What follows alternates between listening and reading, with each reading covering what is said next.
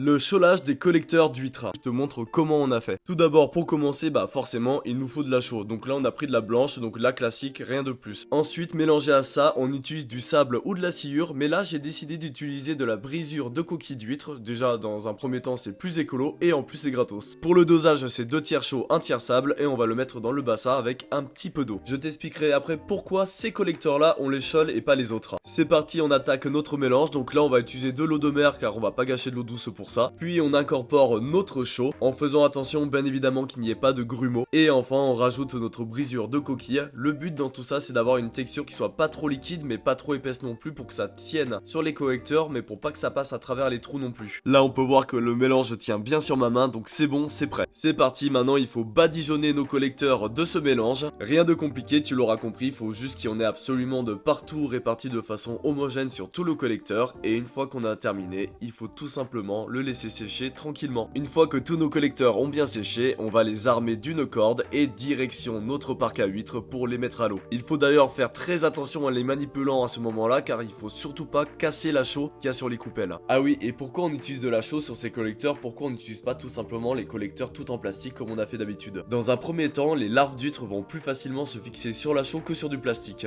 Et dans un second temps, le jour où il va falloir les détroquer, c'est-à-dire les retirer des collecteurs, ça sera beaucoup plus simple car la chaux va se casser et donc les huîtres vont tomber avec. Du coup, on aura beaucoup moins d'huîtres cassées et donc moins de pertes. On amène nos collecteurs sur notre parc et on va attendre la fraie pour qu'il y ait plein de larves dans l'eau et on l'espère récupérer un maximum de larves sur nos collecteurs en espérant qu'on ait le même résultat que l'année dernière.